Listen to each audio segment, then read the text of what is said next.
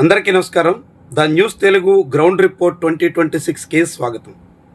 రాష్ట్ర వ్యాప్తంగా 2 ఏళ్ల కూటమి పాలన తర్వాత వివిధ అసెంబ్లీ నియోజకవర్గాల వారీగా ఆయా జిల్లాల పరిధిలో ఎలాంటి రాజకీయ పరిస్థితులు ఉన్నాయి అన్న దాని మీద మనం సర్వే నిర్వహించాం. ఆ సర్వేకి సంబంధించినటువంటి వివరాలు వివిధ వీడియోల రూపంలో మీకు అందిస్తున్నాం. రాష్ట్ర వ్యాప్తంగా ఏ రాజకీయ పార్టీ పరిస్థితి ఎట్లా ఉంది, పబ్లిక్ ఏమనుకుంటున్నారు, దాంతోపాటుగా మంత్రులు ప్రాతినిధ్యం వహిస్తున్న నియోజకవర్గాల్లో ఏ మంత్రి ఎలాంటి స్థితిని ఎదుర్కొంటున్నారు, వీటన్నిటితో పాటుగా జిల్లాల వారీగా ఇప్పటికే శ్రీకాకుళం, అనంతపురం జిల్లాలకు సంబంధించిన నియోజకవర్గాల వారి వివరాలను వీడియోలుగా రూపొందించాం.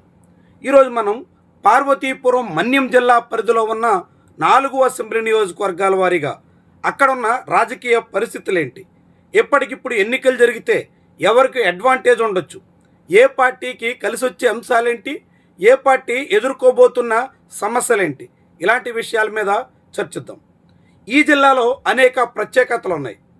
ముఖ్యంగా 2019లో ఈ నాలుగు స్థానాలు వైఎస్ఆర్సీపీ ఖాతాలో పడితే 5 ఏళ్ళు తిరిగేసరికి 2024లో 4 మళ్ళీ తెలుగుదేశం కూటమి పక్షాన చేరాయి. ప్రస్తుతం 3 తెలుగుదేశం పార్టీ ఎమ్మెల్యేలుంటే ఒకరు జనసేన తరపున ప్రాతినిధ్యం వహిస్తున్నారు. అదే సమయంలో ఈ జిల్లాలో 4 నియోజకవర్గాలు రిజర్వ్డ్ స్థానాలే. అందులో 3 ఎస్టీ రిజర్వ్డ్ అయితే 1 ఎస్సీ రిజర్వ్డ్ సీటు. దాంతోపాటుగా ఈ జిల్లా నుంచి కనీసంగా 2 సీట్లైనా మహిళలు దక్కించుకోవడం ఆనవాయితీగా వస్తుంది. ఇలాంటి పార్వతీపురం మన్యం జిల్లాలో ఇప్పుడు 2026 నాటి పరిస్థితి ఏంటి, అక్కడ పబ్లిక్ ఏమనుకుంటున్నారు, గ్రౌండ్ రిపోర్ట్లో మనం ఇప్పుడు చూద్దాం. తొలుత కురుపాం అసెంబ్లీ నియోజకవర్గం పరిస్థితి ఏంటి, ఎక్కడి నుంచి ప్రస్తుతం తెలుగుదేశం పార్టీ తరఫున తోయక జగదీశ్వరి ప్రాతినిధ్యం వహిస్తున్నారు. ఇది ఎస్టీ రిజర్వ్డ్ సీటు. గతంలో ఇక్కడి నుంచి ఆంధ్రప్రదేశ్ ఉప ముఖ్యమంత్రిగా పనిచేసిన పాముల పుష్పశ్రీవాణి ప్రాతినిధ్యం వహించారు. ఇక ఈ నియోజకవర్గంలో ఇప్పుడు ఎమ్మెల్యేగా తొలిసారి అనూహ్యంగా గెలిచిన తోయక జగదీశ్వరి మీద చాలా స్వల్ప కాలంలోనే వ్యతిరేకత పెరుగుతోంది. ఆమె వ్యవహార శైలితో పాటుగా అనుచరులు సాగిస్తున్నటువంటి దందా నియోజకవర్గ వాసుల్లో తీవ్ర వ్యతిరేకతకు కారణమవుతుంది. దాంతోపాటుగా నియోజకవర్గంలో ప్రభుత్వ వ్యతిరేకత కూడా చాలా ప్రబలంగా కనిపిస్తోంది. ముఖ్యంగా ఎస్టీల్లో ప్రభుత్వం ఇచ్చినటువంటి హామీలు అమలుపరచకపోవడం, అనేక పథకాలు రాకపోవడం, ఇలాంటి కారణాలతో ఎస్టీలలో ప్రభుత్వ వ్యతిరేకత చాలా బలంగా ఉంది. హైడ్రా పవర్ ప్రాజెక్టులు, మళ్ళీ బాక్సైట్ తవ్వకాలు, ఇలాంటివన్నింటి కూడా కారణాలు కనిపిస్తున్నాయి. ఇక కురుపాం నియోజకవర్గంలో అయితే జీవో 3 ప్రకారంగా ఎస్టీలకు స్పెషల్ డిఎస్సి తీయాలని, ఇతర రిక్రూట్మెంట్స్లో ఎస్టీలకే అవకాశం కల్పించాలని చాలా పెద్ద స్థాయిలో ఆందోళనలు సాగాయి.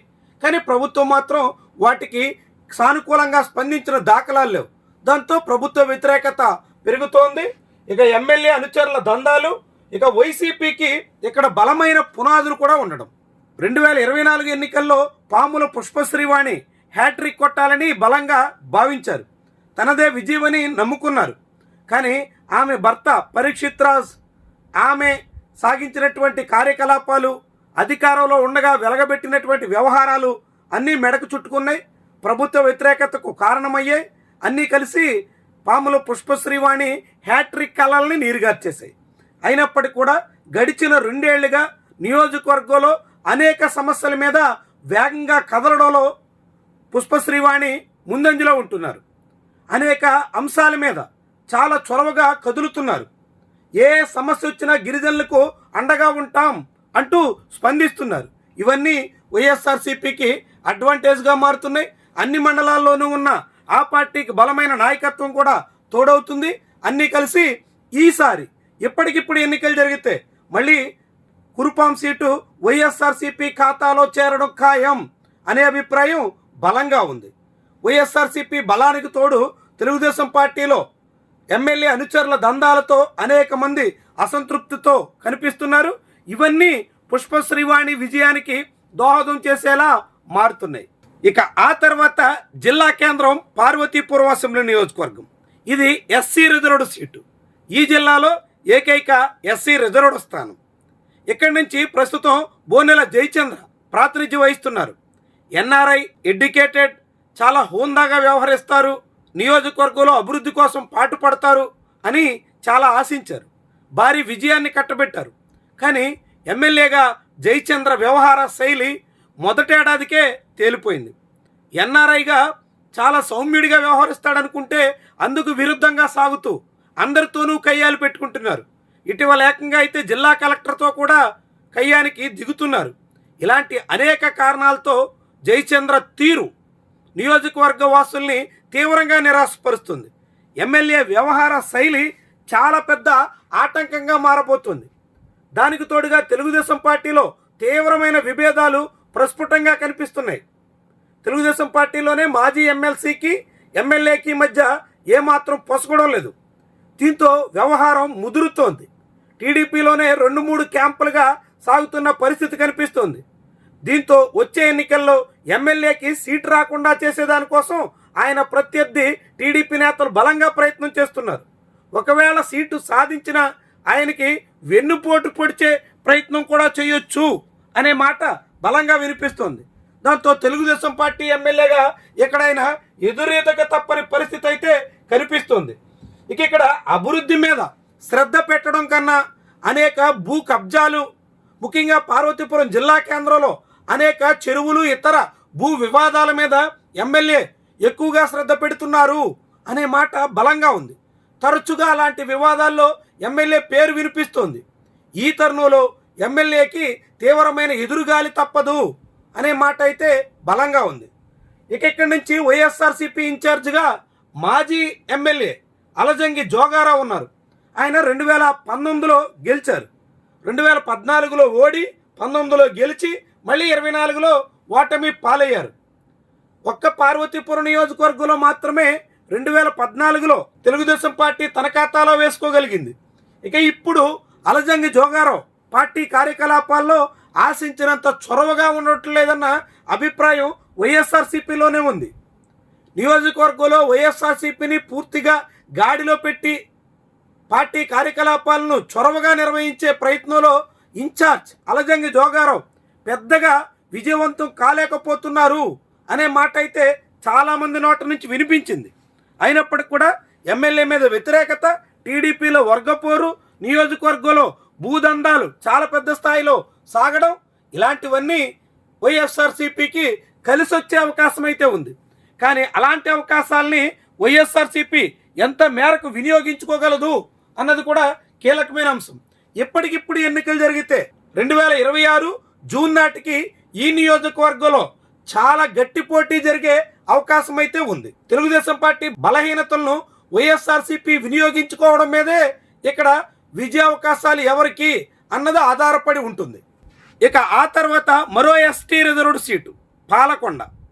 ఇక్కడి నుంచి ప్రస్తుతం జనసేన పార్టీ తరపున నిమ్మక జయరాజు ప్రాతినిధ్యం వహిస్తున్నారు. ఆయన తెలుగుదేశం పార్టీలో సుదీర్ఘకాలం పనిచేసి వివిధ రకాల ప్రయత్నాలు చేసి సక్సెస్ కొట్టలేకపోయారు. కానీ 2024లో అనూహ్యంగా ఎన్నికల ముందే జనసేన తీర్థం పుచ్చుకుని ఆ పార్టీ కండువా కప్పుకుని జనసేన తరపున బరిలో దిగిన తొలిసారే విజయం సాధించేశారు. కానీ గెలిచిన 2 ఏళ్లకే ఆయన నియోజకవర్గంలో అనేక సమస్యలతో సతమతం అవుతున్నారు. ముఖ్యంగా జనసేన తెలుగుదేశం పార్టీ మధ్య తీవ్రమైనటువంటి విభేదాలు కనిపిస్తున్నాయి. తెలుగుదేశం పార్టీ నేతలు ఎమ్మెల్యే తీరు మీద తీవ్రంగా కసుబుస్సులాడుతున్నారు. ఎమ్మెల్యే వైఖరిని బాహాటంగానే తప్పుపడుతున్నారు. దాంతో టీడీపీ జనసేన ఎన్నికల ముందున్నటువంటి ఐక్యత ఏ కోసానా కనిపించట్లేదు. దానికి తోడు వైఎస్ఆర్సీపీకి ఇక్కడ క్షేత్రస్థాయిలో కూడా బలం ఉంది. 2014-19 ఎన్నికల్లో కూడా విశ్వేశ్వరయ్య కళావతి పాలకొండలో గెలిచారు. 2024లో హ్యాట్రిక్ కొట్టొచ్చు అని ఆమె భావించిన ఆమె ఆశలు పండలేదు. ప్రభుత్వ వ్యతిరేకతతో ఆమె ఘోరమైన పరాభవాన్ని మూటగట్టుకున్నారు. అయినప్పటికీ కూడా నియోజకవర్గంలో ప్రజా సమస్యల మీద పార్టీ కార్యకలాపాల్లోనూ ఆమె కదులుతున్నారు. వచ్చే ఎన్నికల్లో ఆమె పోటీ చేస్తారా, కాకుంటే ఎవరైనా వారసులు బరిలోకి వస్తారా అనే ప్రశ్న కూడా ఉంది. అయినప్పటికీ కూడా ఇప్పుడు వైఎస్ఆర్సీపీకి ఈ నియోజకవర్గంలో బలం పుంజుకున్నట్టుగా ప్రస్ఫుటంగా కనిపిస్తోంది. ఎమ్మెల్యే అనుచరుల కార్యకలాపాలు సాగిస్తున్నటువంటి వ్యవహారాలు, భారీ మొత్తంలో దందాలకు తెగబడుతున్నటువంటి వైనం ఇక్కడ జనసేన ఎమ్మెల్యేకి చాలా పెద్ద స్థాయిలో ఎదురుగాలి వీచేదానికి అవకాశంగా మారుతోంది. ఈ క్రమంలో వైఎస్ఆర్సీపీకి ఇక్కడ కీలక నాయకత్వం వహిస్తున్నటువంటి పాలవలస కుటుంబం మీద కొంత అసంతృప్తి ఉన్నప్పటికీ ప్రభుత్వ వ్యతిరేకత దాన్ని అధిగమించే స్థాయిలో కనిపిస్తోంది. దాంతో పాలకొండలో ఎప్పటికిప్పుడు ఎన్నికలు జరిగితే ఈ నియోజకవర్గాన్ని వైఎస్ఆర్సీపీ మళ్ళీ సునాయాసంగా కైవసం చేసుకోవచ్చు అనే మాట అయితే ఓటర్లలో బలంగా ఉంది. మళ్ళీ కళావతిదేవి విజయం అనే మాట చాలామంది సామాన్యులు అక్కడ సర్వే టీంకి తెలియజేసినటువంటి తీరు చాలా ఆసక్తికరం. ఇక చివరిగా ఈ జిల్లాకే చెందినటువంటి మరో ఎస్టీ రిజర్వ్డ్ స్థానం ప్రస్తుతం రాష్ట్ర గిరిజన సంక్షేమ స్త్రీ శిశు సంక్షేమ శాఖలు చూస్తున్న మంత్రి గుమ్మడి సంధ్యారాణి ప్రాతినిధ్యం వహిస్తున్న సాలూరు అసెంబ్లీ నియోజకవర్గం. ఇది కూడా వైఎస్ఆర్సీపీకి గట్టి పట్టున్న నియోజకవర్గం. 2014-19లో కూడా ఆ పార్టీ గెలిచింది. 2024లో మాత్రం ఆ పార్టీ తరపున మాజీ డీసీఎం పీడిక రాజన్న ద్వారా బోల్తా పడ్డారు. ఇక్కడి నుంచి తొలిసారిగా అసెంబ్లీకి గెలిచిన గుమ్మడి సంధ్యారాణి మంత్రిగా ఇప్పుడు వ్యవహరిస్తున్నారు. కానీ ఆమె మీద స్వల్ప కాలంలోనే తీవ్రమైనటువంటి వ్యతిరేకత పెరుగుతోంది. ఆమె కుటుంబం సాగిస్తున్నటువంటి కార్యకలాపాలు అందుకు ప్రధాన కారణం.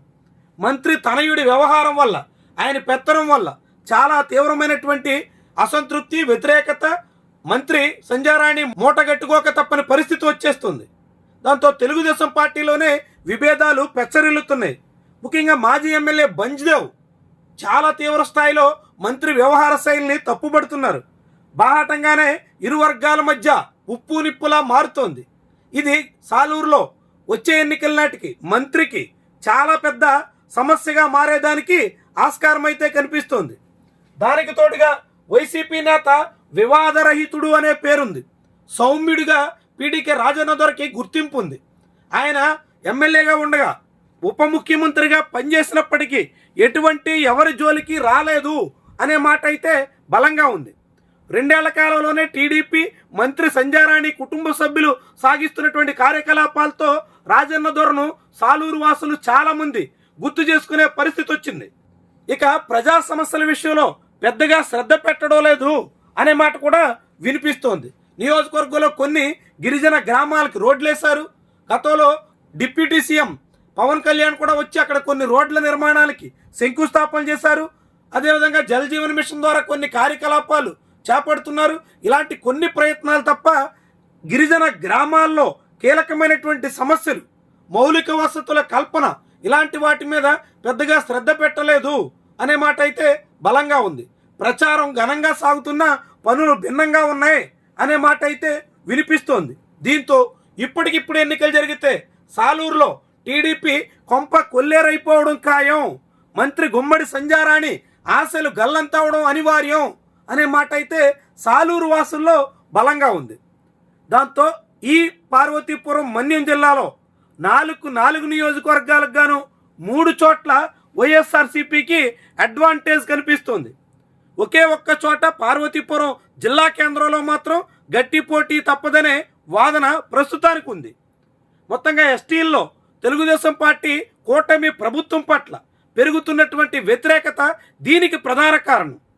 ఎస్టీల సమస్యలు పేరుకుపోతున్న ఎస్టీ విద్యార్థులు అదే జిల్లాలో హాస్టళ్లలో ప్రాణాలు కోల్పోయిన సందర్భంలో కూడా మంత్రి వ్యవహరించినటువంటి తీరు చాలా తీవ్రమైనటువంటి వివాదంగా మారింది.